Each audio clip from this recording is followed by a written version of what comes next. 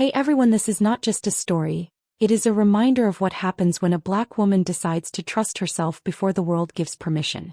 Before we begin, take a second to like, subscribe, and turn on notifications because stories like this don't get told enough. Welcome to Black Queen Dominion, where underestimated women rise, reclaim their power, and shock everyone who ever doubted them. This story begins at the edge of certainty and fear, where hesitation feels safer than belief. I was standing at a crossroads that looked ordinary to everyone else, but to me it felt like a cliff. My bank balance didn't impress anyone. My resume didn't silence critics. My dreams didn't come with guarantees. What I had was $500, a restless mind, and a deep knowing that staying still would cost me more than failing ever could. That $500 was not extra money. It wasn't savings meant for comfort or celebration. It was the last quiet proof that I still believed in myself, even when belief looked reckless from the outside. People around me had already decided who I was allowed to become. They measured my worth by how cautious I was, how small I stayed, how grateful I seemed for limited options. Every step I took beyond that made them uncomfortable. When I chose to bet on myself, it wasn't met with encouragement. It was met with raised eyebrows, warnings disguised as concern, and assumptions that I didn't understand risk. What they didn't understand was that I had been risking everything by playing safe for too long. That $500 decision wasn't impulsive. It came from years of watching opportunities pass me by because I waited for approval that never came. It came from nights spent calculating how much of my life I had already spent shrinking. I didn't see the money as a gamble. I saw it as a declaration. It was the first time I chose my intuition over their opinions, my vision over their comfort. The world loves to call Black women reckless when we refuse to be controlled by fear. They mistake courage for carelessness because they have never had to survive on faith alone. I had learned early that no one was coming to rescue me. Stability was always conditional. Support was often performative. So when I placed that bet on myself, I wasn't chasing a fantasy. I was honoring a truth I could no longer ignore. The early days after that decision were quiet, almost deceptively calm. There were no fireworks, no instant success, no applause. Just me, my plan, and the weight of responsibility pressing down harder than ever. Every dollar spent carried intention. Every move required discipline. I became my own investor, my own motivator, my own safety net. Failure was no longer an abstract fear. It was a possibility I had accepted and made peace with. What fueled me wasn't arrogance. It was resolve. I woke up each day knowing that no one else would validate this journey until it produced visible results. I learned to work without witnesses, to believe without applause. I studied, built, adjusted, and refined. I turned mistakes into lessons and doubts into data. The process wasn't glamorous, but it was honest. And honesty has a way of compounding quietly. Meanwhile, the skepticism didn't fade. It lingered in subtle reminders that I was expected to fall.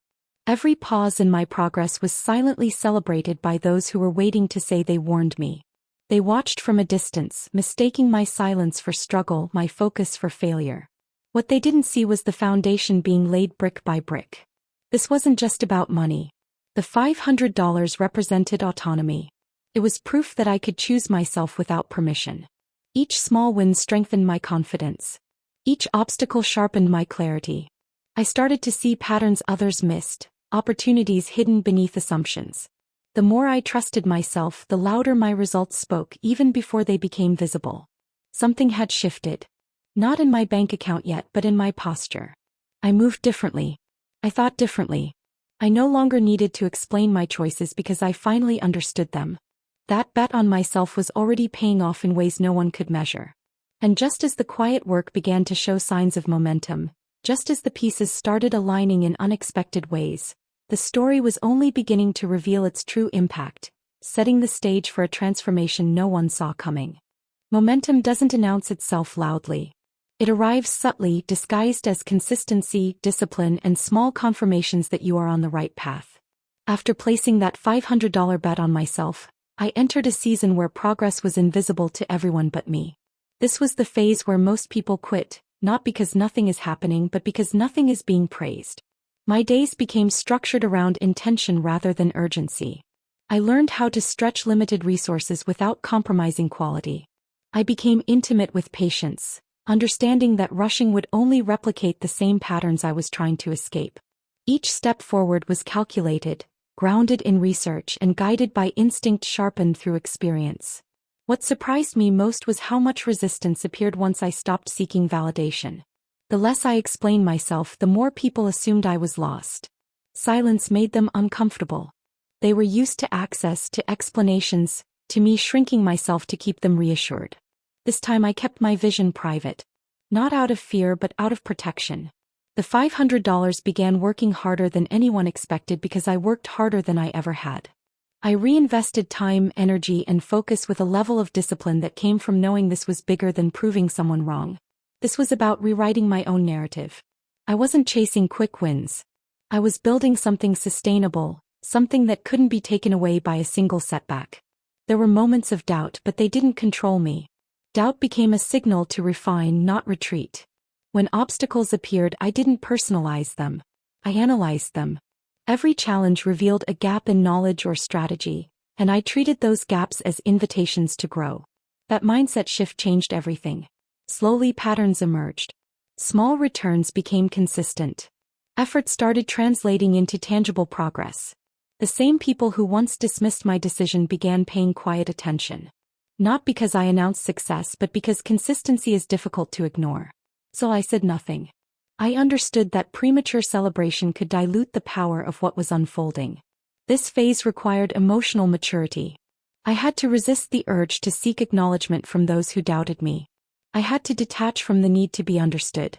Growth demanded solitude. It demanded that I sit with discomfort, with uncertainty, and with the pressure of being self-directed in a world that prefers conformity. What I was building didn't fit into familiar categories, and that confused people. They couldn't label my progress, so they underestimated it. That underestimation became my advantage. While expectations stayed low, I refined my systems, expanded my vision, and strengthened my confidence. I learned to trust my rhythm instead of chasing someone else's timeline. The most powerful change wasn't external. It was internal. I no longer saw myself as someone trying to succeed. I saw myself as someone who was already in motion, already evolving. That shift affected every decision I made. I stopped asking if I deserved success and started asking how I could sustain it. As results continued to compound, I recognized the importance of alignment. Every opportunity wasn't meant for me, even if it promised fast money. I chose integrity over shortcuts, clarity over chaos. That discernment protected my progress and kept me grounded. By the time the $500 had multiplied beyond what anyone thought possible, the transformation was undeniable. But the most significant return was confidence rooted in evidence, not hope. I had proof that betting on myself wasn't reckless. It was necessary. And just as whispers turned into curiosity, just as attention began shifting in my direction, the story prepared to enter its most revealing chapter, where the true impact of that decision would finally come into full view. By the time the results became visible, the narrative around me had already started to crack. What once looked like a reckless move now appeared deliberate, even strategic. The same $500 that sparked concern had quietly transformed into leverage. Not because of luck, but because of alignment, persistence, and a refusal to abandon myself when the outcome wasn't guaranteed. This was the chapter where momentum met recognition, and recognition brought pressure. Attention has weight, and I felt it the moment people began reassessing their opinions. Curiosity replaced doubt.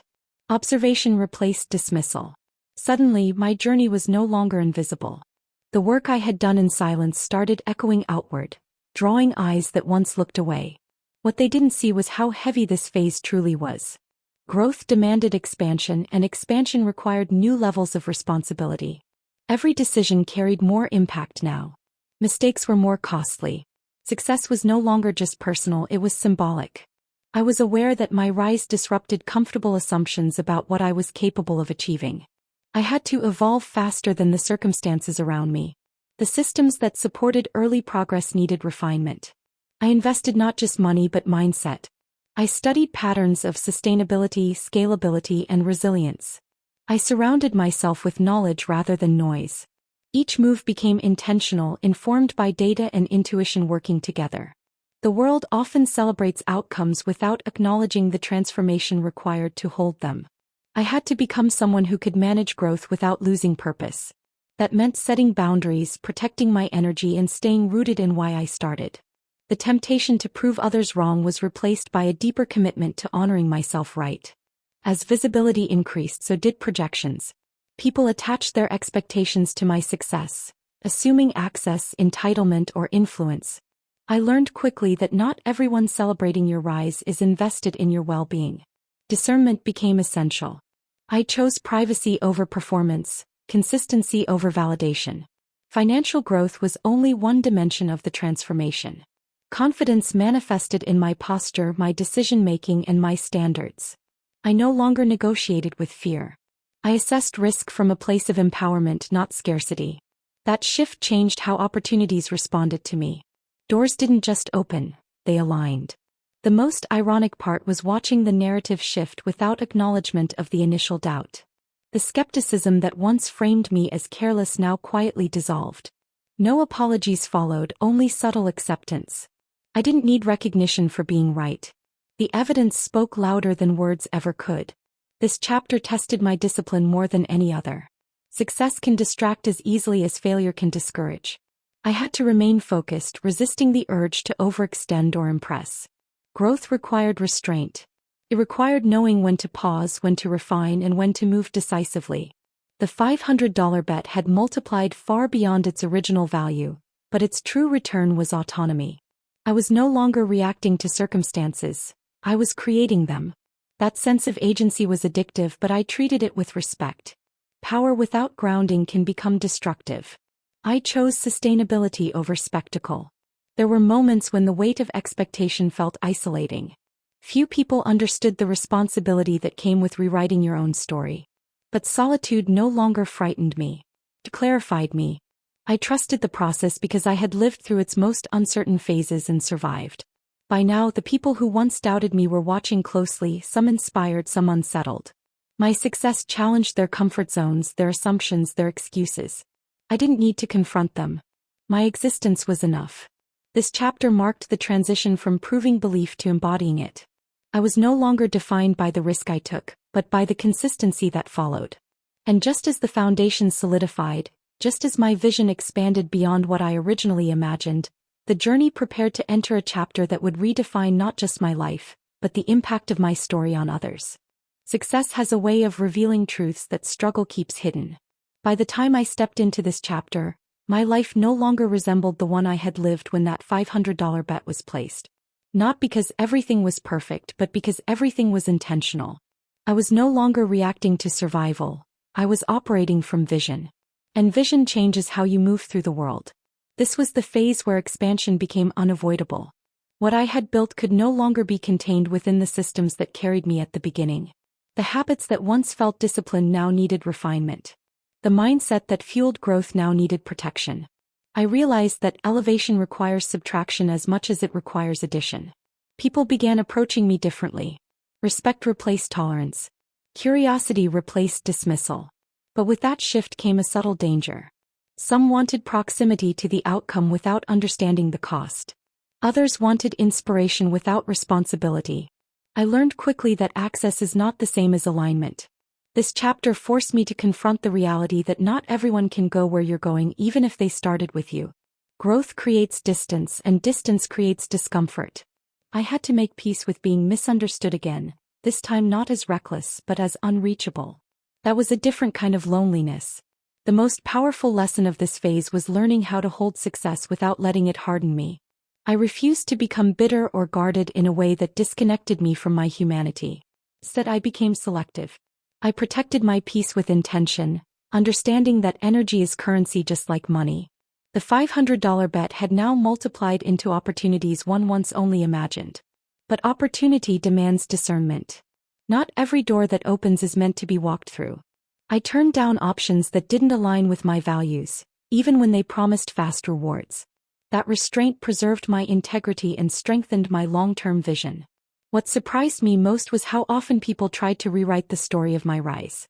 They reframed my journey as luck, timing, or coincidence. It was easier for them to believe in chance than to accept that discipline, faith, and consistency could change a life. I didn't correct them. I didn't need to. My reality was evidence enough. Internally, this chapter required deep emotional work. I had to unlearn scarcity even as abundance appeared. I had to trust that success wouldn't disappear just because I paused to breathe. I learned that rest is not a reward, it's a requirement. Burnout does not honor ambition. I also became more aware of my impact. My story wasn't just mine anymore. It reflected possibility for others watching quietly, wondering if they could take their own leap. That awareness came with responsibility. I chose to lead by example, not performance. I stayed honest about the work, the doubt, and the discipline it required. The narrative around me had fully shifted by now. The same decision once labeled reckless was now called brave, visionary, even inspiring. The irony was not lost on me. Society often celebrates outcomes while condemning the courage it takes to begin. I held no resentment. Growth had taught me grace. This chapter solidified my understanding of power. True power is not loud. It doesn't seek validation. It moves with certainty and leaves impact without announcement. I no longer needed to prove anything to anyone. My focus was preservation, expansion, and legacy. As I looked back, the woman who placed that $500 bet felt both familiar and distant. She was brave, but she was also tired of being underestimated. I honored her by continuing forward with intention, never forgetting the courage it took to choose herself first. And just as this chapter brought clarity, stability, and recognition, it also revealed that the journey was not about arrival. It was about evolution. The final chapter was approaching, not as an ending, but as a declaration of what happens when a Black woman refuses to abandon herself and builds a life no one thought she could sustain. The final chapter was not a finish line. It was a vantage point. Standing here, I could finally see the full shape of the journey, not as isolated moments of risk or reward, but as a continuous act of self-trust. The $500 bet was never just about money. It was about choosing myself in a world that benefits from my doubt. By this stage, my life carried a rhythm that felt aligned rather than forced. Stability was no longer fragile. Growth was no longer chaotic. What I had built could breathe, expand, and adapt without collapsing under pressure. That was the real victory. Not the numbers, not the recognition, but the sustainability of it all. The people who once questioned my decision now referenced it as proof of courage. Some used my story to motivate themselves. Others used it to justify their hesitation. I understood both reactions. When someone breaks a pattern, it forces everyone watching to confront the limits they've accepted. My existence became a mirror, and not everyone liked what it reflected. I no longer felt the need to explain how it happened. The discipline, the sacrifice, the solitude, the faith, those details mattered to me, not to public opinion. I had learned that clarity does not require consensus. It only requires alignment. This chapter was about legacy. I thought deeply about what my story represented beyond personal success. It stood as evidence that waiting for permission is optional. That preparation matters more than approval. That betting on yourself is not reckless when you've already paid the price of playing small. I remained intentional about how I showed up. Success didn't make me louder, it made me more grounded. I moved with purpose, aware that visibility is powerful but fleeting. Impact is what endures. I chose to invest in growth that outlived trends and attention.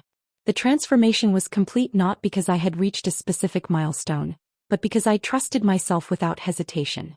Fear no longer dictated my decisions. Doubt no longer shaped my identity. I had rewritten the internal narrative that once questioned my worth. Looking back, I understood why the risk had frightened people. When a Black woman bets on herself, she disrupts systems built on her hesitation. Confidence challenges comfort. Independence challenges control. My rise was not just personal, it was symbolic. The $500 bet shocked everyone because it contradicted expectations. But the life that followed proved that belief, when backed by discipline, is unstoppable. I didn't win because I was fearless. I won because I moved forward anyway. This story ends where many others begin, with self-trust. Not as a moment but as a practice. Not as a gamble but as a strategy. I carry that lesson into everything I build, knowing that the greatest investment I ever made was choosing myself when it would have been easier to doubt. And this is the truth Black Queen Dominion stands on. When a woman decides she is enough, the world eventually has no choice but to agree.